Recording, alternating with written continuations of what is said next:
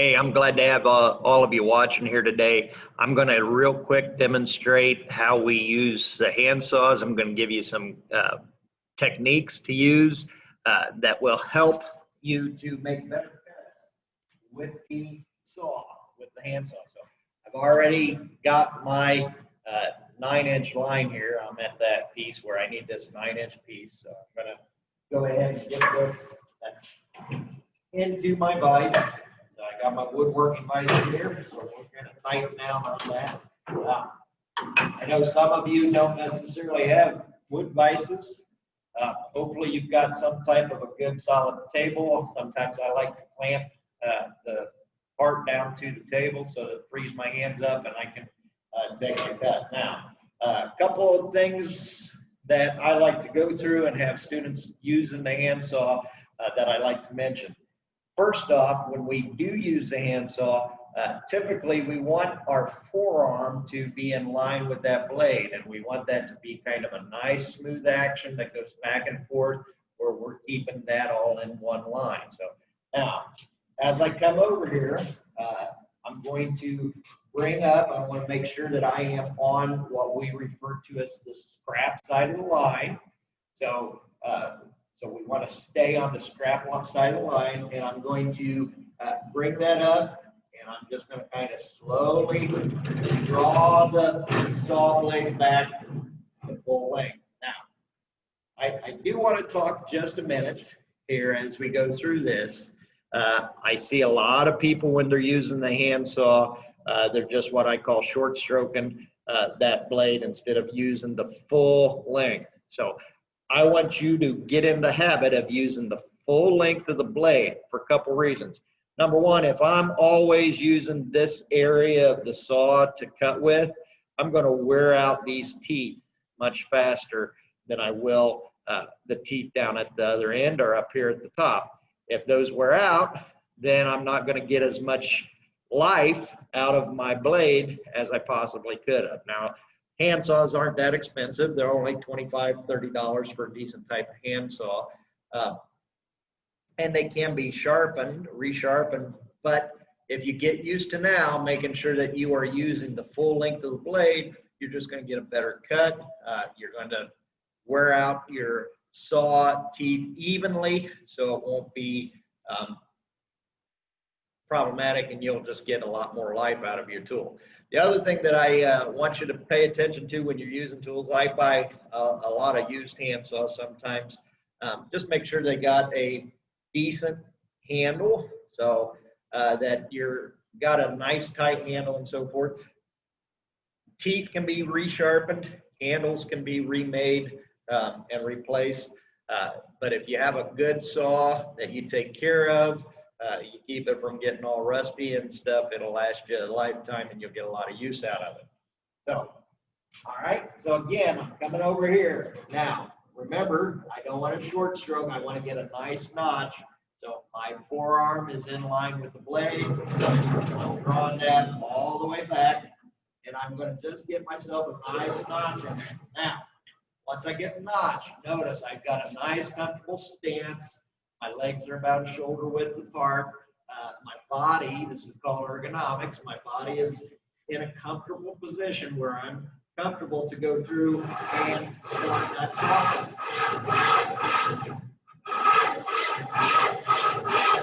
Now, here's a couple other mistakes I see people make. First off, a lot of your big muscular guys that have never used it, they think they need to come in here and put a lot of cut. Now, I'm cutting, but notice the teeth are actually binding. You can't probably tell, but I'm actually putting a lot of pressure right now on this. And the teeth are actually binding and grabbing into the wood. So not a good thing. You're going to wear yourself out a lot faster. It's a lot easier. Let gravity and the shape of the sawtooth do the work here. You don't need to put a lot of cutting force behind this. You can notice I can make a nice cut, just letting gravity and the sharpness of the teeth back and forth, and I'm getting a nice wood chip coming off on the other end. So you don't have to put a lot of cutting force on it. Now, the other thing I see a lot of times is people saw cutting this way. The inclination angle is a lot sharp, a lot greater. I had mentioned we want this to be at 15 degrees and we want our forearm to be in there. So you're like this and you're kind of saw cutting back down. Now, there's times when you may want to use and cut like this, but this isn't one of them. One of the things that I like to mention is that 15-degree angle here that I talked about gives me a lot more surface area and surface contact between my blade and the board that I'm cutting. Because of that, I'm going to get a straighter line and be less inclined to cut off of my mark. So I'll be able to stay on that line because I've got more surface contact over that area with the line all at once. If I start to get up here like this, where I'm saw cutting like this, number one, I got to kind of go on top of it and be directly over it. But I also have minimized the amount of surface contact that's in contact with wood.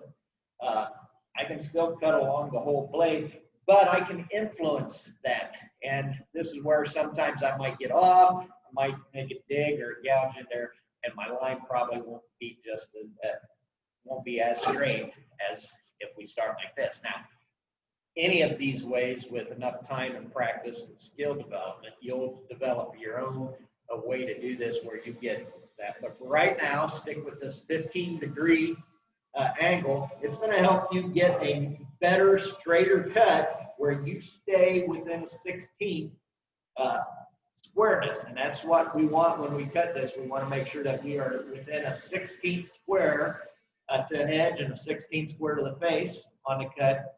And that will also make sure that we get the length cut within a 16th correct as well.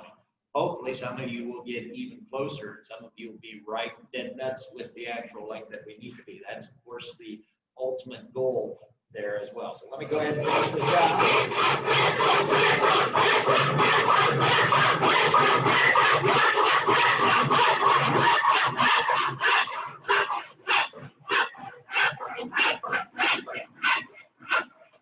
Okay, now I'm about to break through.